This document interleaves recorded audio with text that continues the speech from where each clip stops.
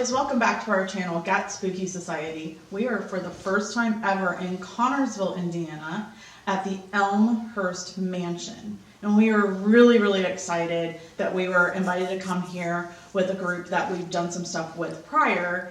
And this place is absolutely stunning, and how they've kept it is absolutely stunning. So it's time to get spooky. The historic Elmhurst Mansion is a stately home with a rich political history and a supposed curse. The original structure of the house was built in 1831 by Oliver Smith, who was a state representative and senator from Indiana. It consisted of 4 rooms, 2 stories in height, with immense chimneys at each end. Later it was sold to Caleb B. Smith, who was also a state representative from Indiana, the 6th U.S. Secretary of the Interior under Abraham Lincoln, and a U.S. Judge of the District of Indiana. In 1829, Caleb petitioned for membership of the Warren Masonic Lodge, and in the 1830s, he served as worshipful master of this lodge. He was one of the most eloquent and powerful stump speakers in the U.S. He died in Indianapolis in 1864. It is said that it was his dying wish to be buried on the grounds of the estate he so well loved. After Caleb, the property changed hands a couple of times and was later purchased in 1850 by his brother-in-law, Samuel Parker. In addition to being a lawyer, Parker was also a newspaper editor, president of the Whitewater Canal Company, and president of the Junction Railroad Company. He was prosecuting attorney for the Sixth Circuit Court in the 1830s. Parker also served in the U.S. State House of Representatives, State Senate, and the U.S. House of Representatives. He died suddenly on February 1st, 1859. And now for the curse. The History of Fayette County, published by Warner Beers and Company in 1885, tells of the curse of the Elm Farm. As a judge, Samuel Parker was harsh, unyielding as to points of law, and followed the strict letter of the statutes.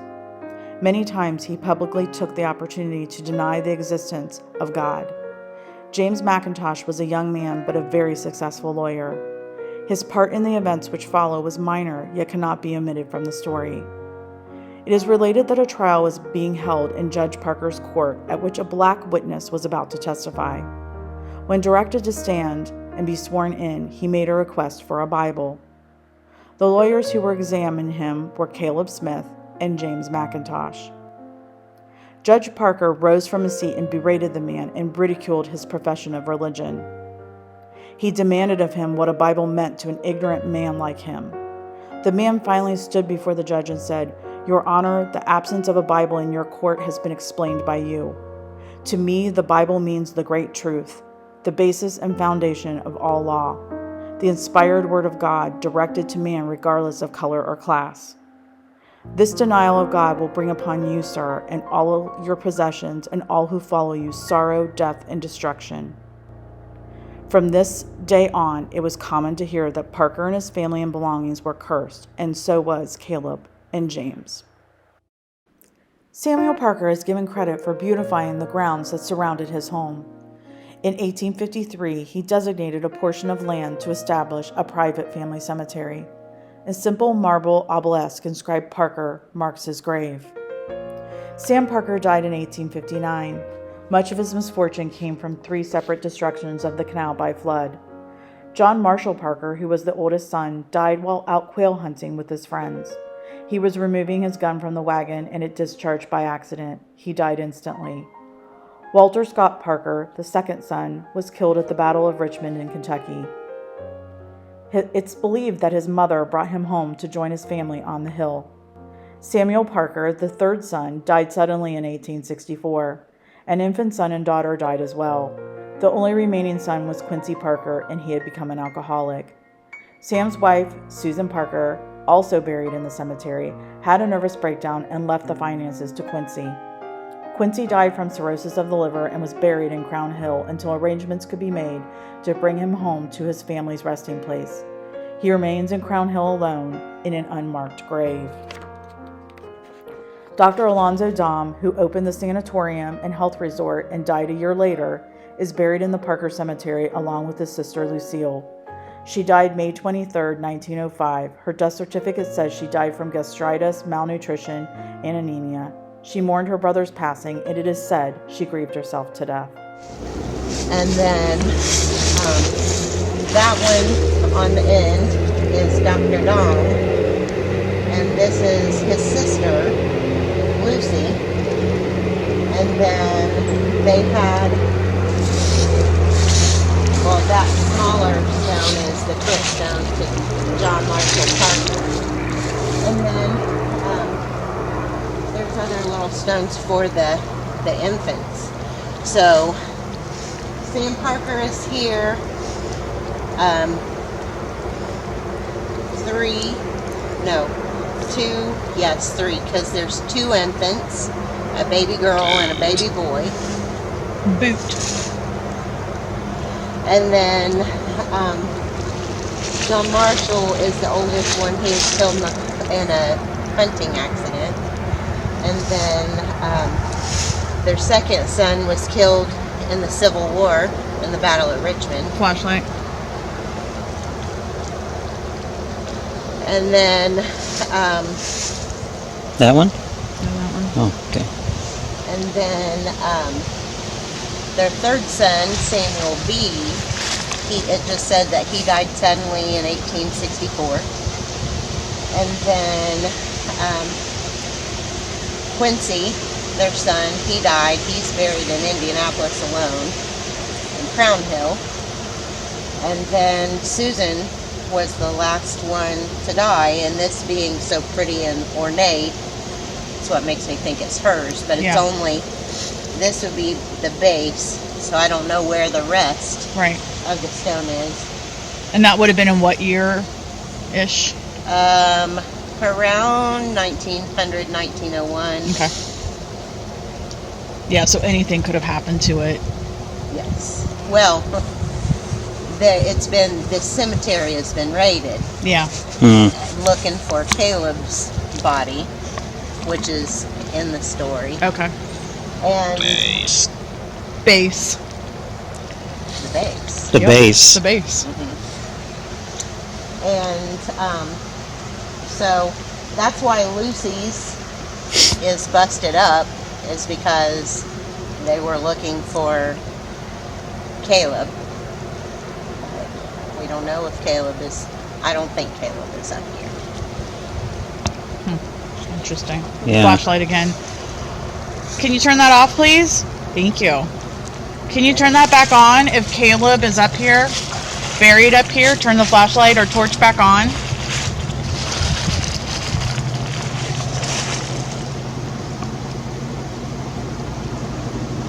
Can you turn that torch back on if Caleb is not buried up here or not still here?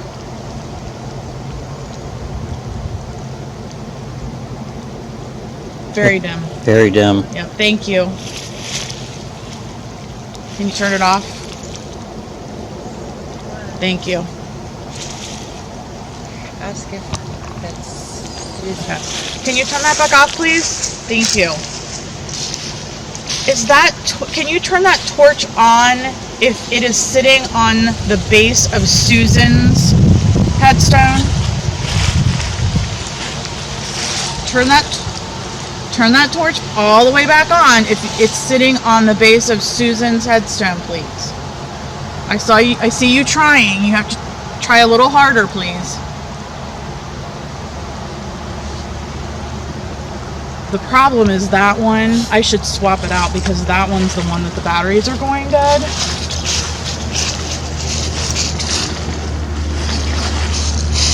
Here, let me give you a different one.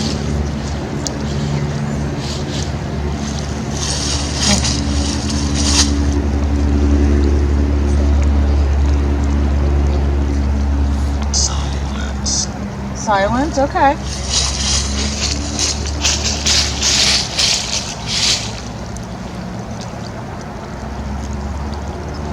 Please turn that torch back on if it is sitting on the base of Susan's headstone. They had already turned this one on. It's just the batteries are dying.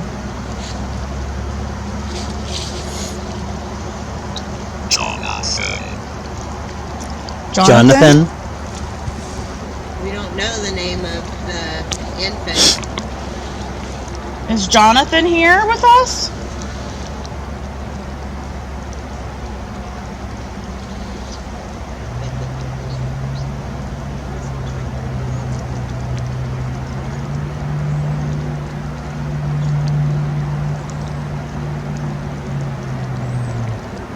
Are you upset that I took away that other torch?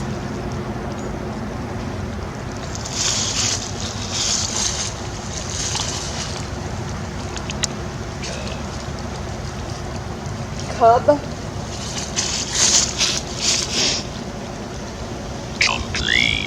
Complete. Well, it's starting to sprinkle and it's starting to get dark. We're going to be down at the mansion. We're going to be down at the mansion. So you are more than welcome to come down there and talk to us if you want. But we thank you for the little bit that you did talk to us up here. Record? We know there's records. It's getting kind of weird how they talk about the base I know. and complete. Like maybe they want that completed. Yeah. Like they want us to find the headstone. Yeah. Put the headstone back on. Good point.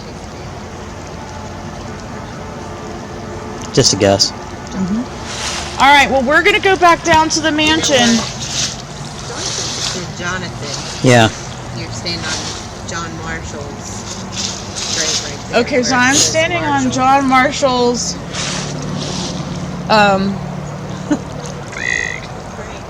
big burial plot.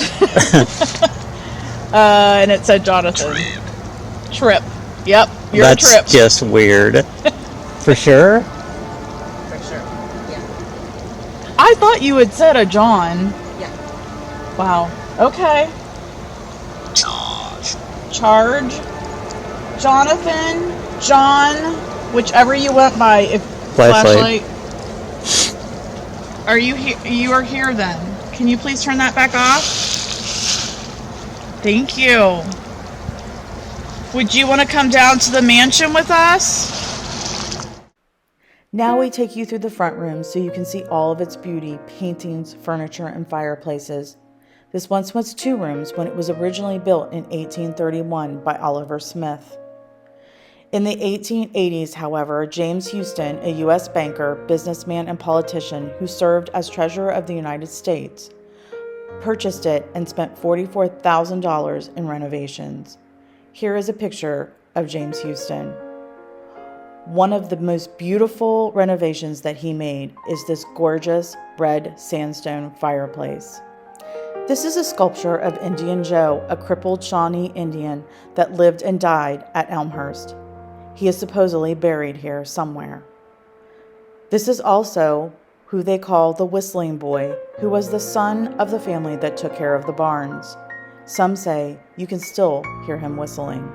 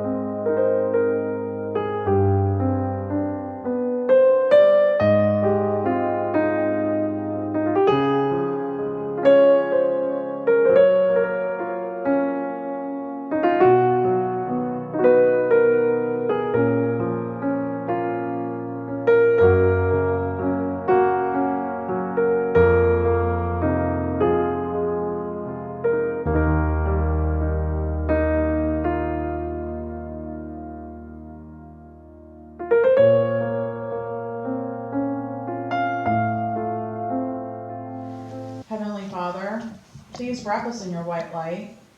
Shelter us from all evil. We do not invite any evil into our circle, into this building, onto these grounds. We do not invite any evil or any entity or spirit whatsoever to follow us home, attach itself to us or our equipment. You must stay here. They like you here, and you need to stay here.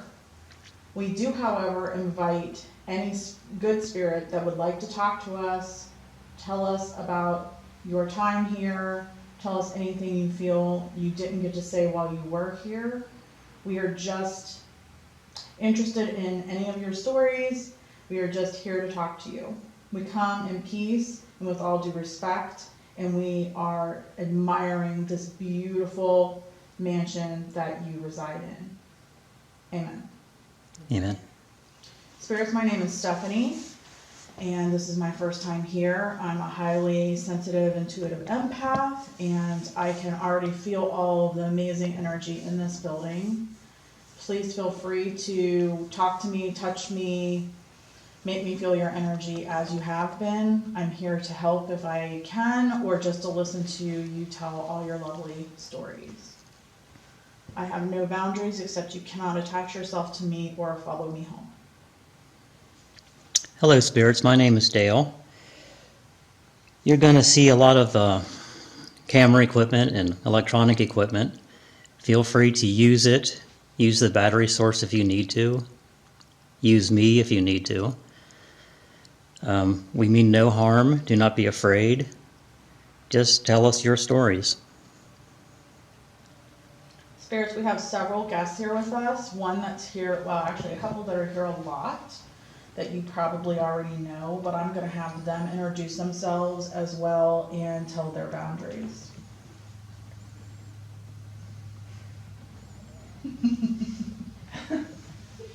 I'm Erica Cowan, and come down here quite a bit with my mom.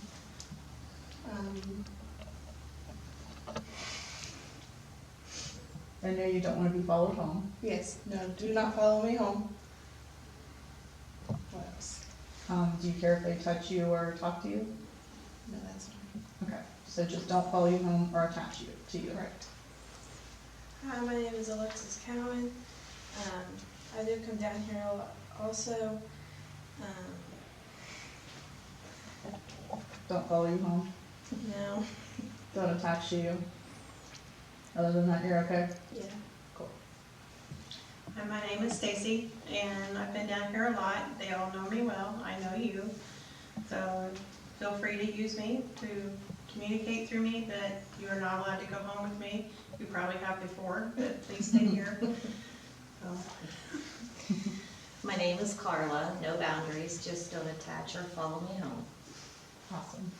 Okay, well, we're gonna set up some equipment and that you can talk to us through, and we just invite you to come and talk to us.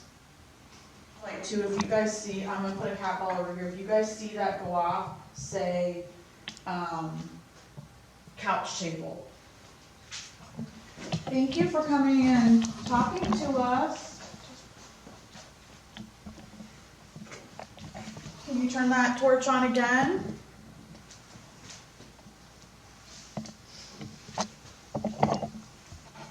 We have lots of ways that you can talk to us tonight.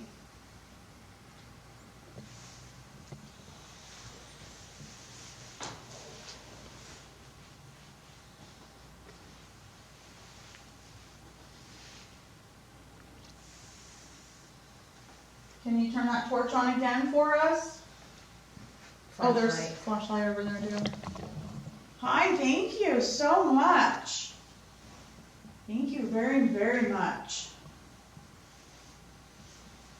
My name is Stephanie, as I said, and Dale, Erica, Carla, Stacy, Alexis, and we would love to keep talking to you. I don't even know where to stand. Feel free to show yourself. Feel free to maybe appear in this mirror, talk through this device in my hand. Thank you.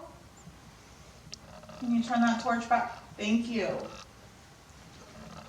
Can we maybe determine how many are in this room talking to us? Shape. Shape? Powder. Powder. There's one right behind you. There is? Hi. Over this way? Nope, right behind you. This way? Right there. Can you hold my hand? Flashlight.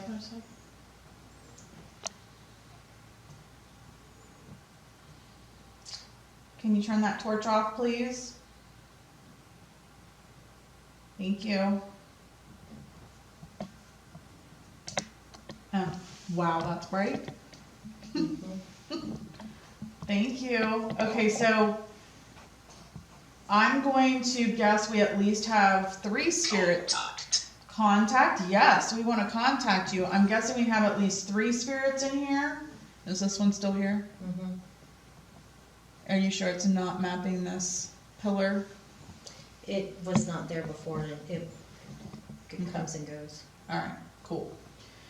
So I'm assuming we have at least 3 spirits. We have one on a flashlight by the couch, one by this other mirror, and then one standing behind me.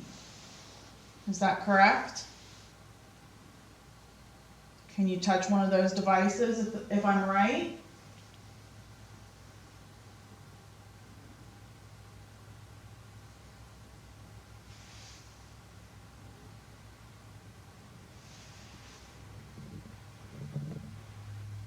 Don't go quiet on us. Chill. Chill? Okay, I'll chill. Thank you. That doesn't seem like language they would have used back then. I don't think so either. Is there a chill in the room?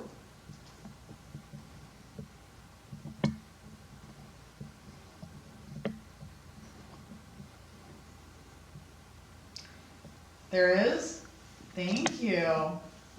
Can you turn that torch back off? I am feeling a little chilly, actually. Please, thank you. No, right? Is this one still here? Is it staying or coming and going?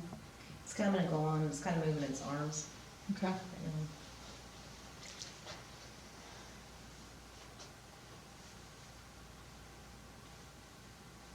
I'm feeling. 71. Indiana. We are in Indiana. That's pretty awesome. We are in Indiana. What did It's you like say, it's- Erica? It went It's down like to it's leaning up 71 against. whenever it said chill. Chill. It went down. What was it It went before? 74. That's where it's been staying. Oh, wow. Oh wow. That's a Okay, lot of a drop. So for the That's a viewers, when it said chill, it had gone from our meter went from 74 to 71, and I am feeling a chill. That gave me goosebumps. Yeah. It's staying at 74.4 right now. Excellent. I'm feeling a female presence in here.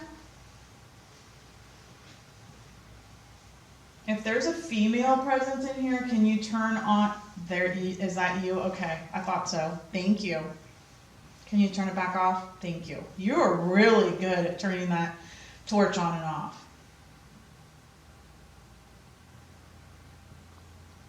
There are some shiny balls also sitting around that you are more than welcome to play with. So I'm also feeling a child's presence. So you are more than welcome to play with one of those shiny balls if you'd like to. They light up really pretty colors.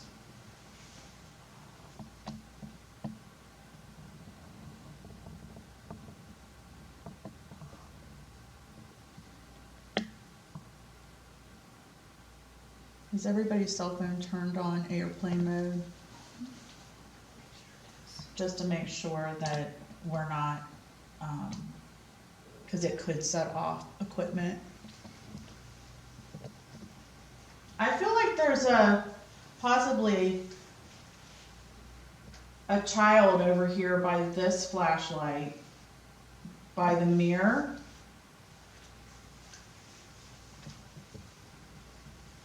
Can you maybe turn that torch on if I'm correct?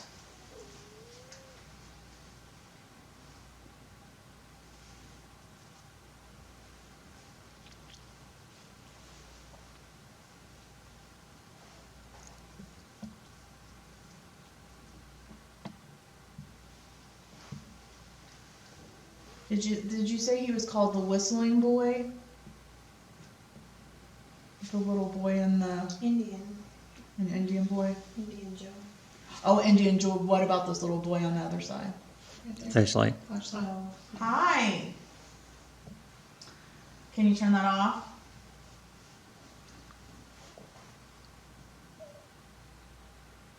Please turn. Are you the little boy that's carved into the fireplace, into the mantle?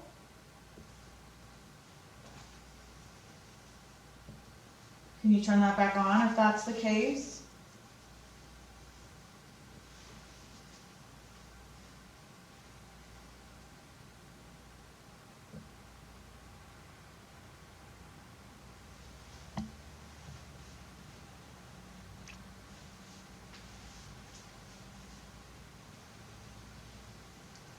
I feel like the energy has calmed down in here.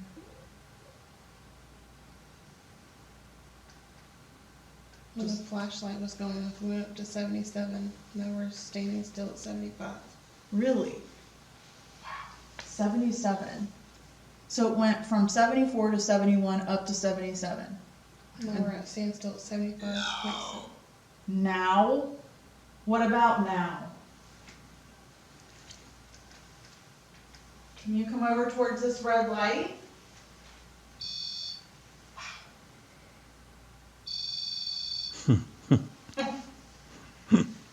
You don't even have to touch it, and it lights up and it makes noise.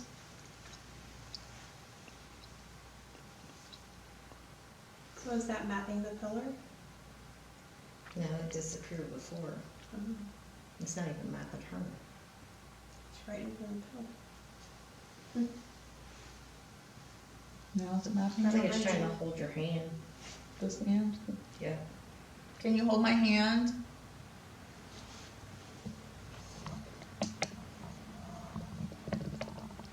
You can hold my hand, it's okay.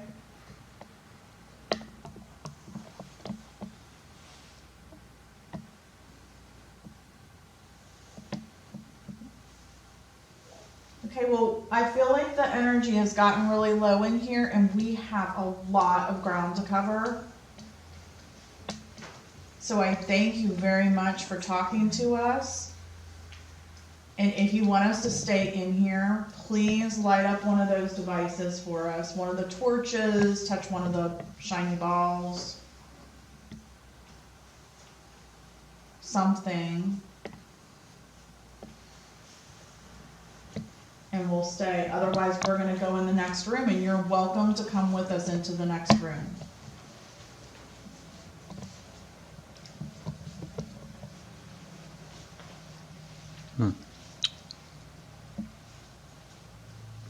Okay, thank you very much. Earl? Oh, flashlight now, of course. Okay. Earl, are you here? That was strange. Uh-huh. Can you turn that off? Please turn it off. Can you turn it back on if your name is Earl?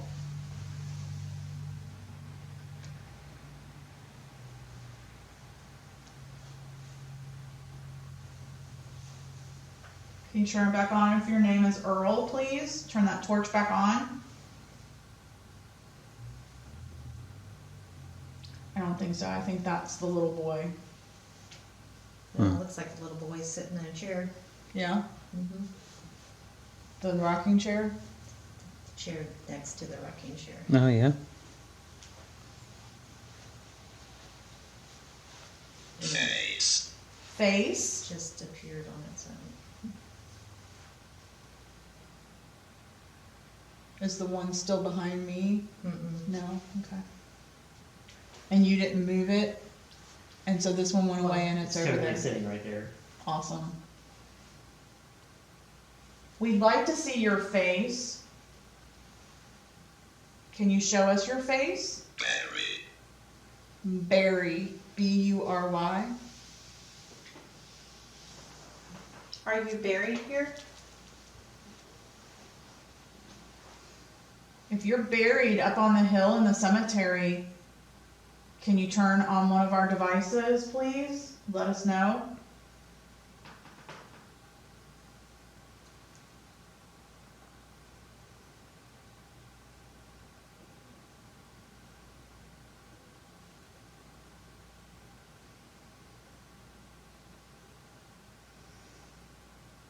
Is it still sitting in the chair? Mm-hmm. Yeah. Can I come sit with you? Is it in that one or that one? That one. This one? Mm-hmm.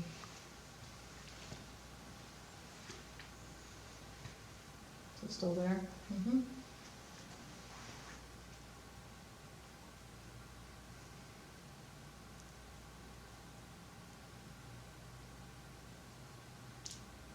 Can you touch my hand? Yeah. Did it? Did. Did it really? Mhm. Thank you so much. My hand is all tingly now. Does it look like a little? Mm-hmm. Yeah, I think it's the little boy. Thank you for coming and playing with us tonight. Can you come in the next room with us?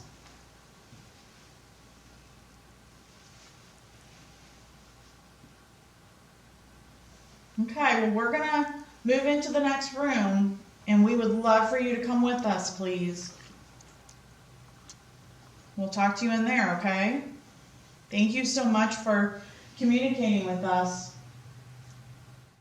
As part of the renovations in the 1880s, James Houston added a room onto the front room. James also worked on the presidential campaign for Benjamin Harrison. When Harrison and his wife would come into town, they would stay in this room. Today, they refer to this room as the Harrison Room.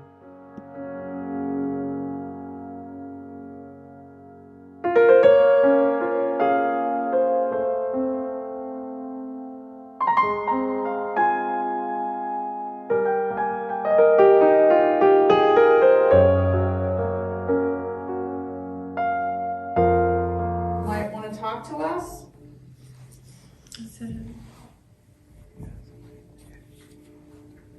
Does she have something over there? Right by the table, on that table. It's showing This table right here? in the middle. Mm-hmm. Mhm. Does it look like it could be mapping anything, or? Well, I kind of thought that, but then it would go away, so then I just let it go and then it reappears. Does it look like it might still be the little boy? Looks larger than the little boy. Okay.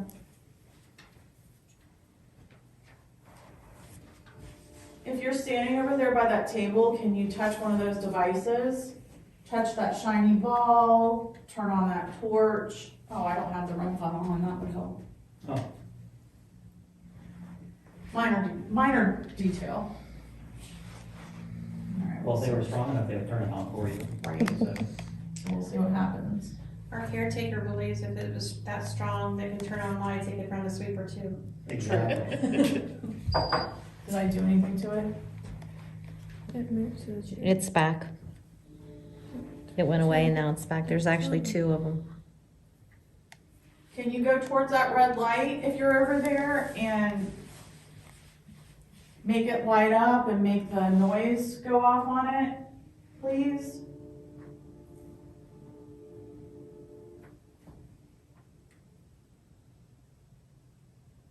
Let us know that for sure you're here. Let us know that for sure you're here. Let us know that for sure you're here. Let us know that for sure you're here. We have lots of shiny balls hanging out. We have a couple torches. You can go near that red light. You can go near Erica's hand. Touch the device in her hand.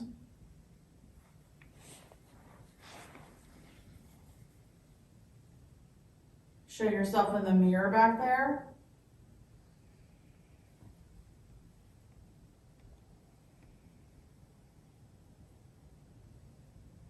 Give us a sign that you want to talk to us in here, or else we're going to go up. Skinny. Skinny? Do I look skinny? Awesome, thanks. Give us a sign that you want to talk to us in here, or we're going to move on to the next room. And just in case we can't tell on the film, there are lots of trains that come through here.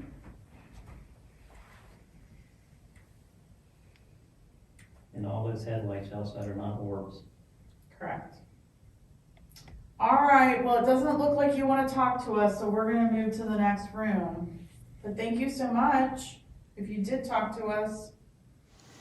Hey, lovelies, that wraps up another episode of the Got Spooky Society here in Connersville, Indiana at the Elmhurst Mansion.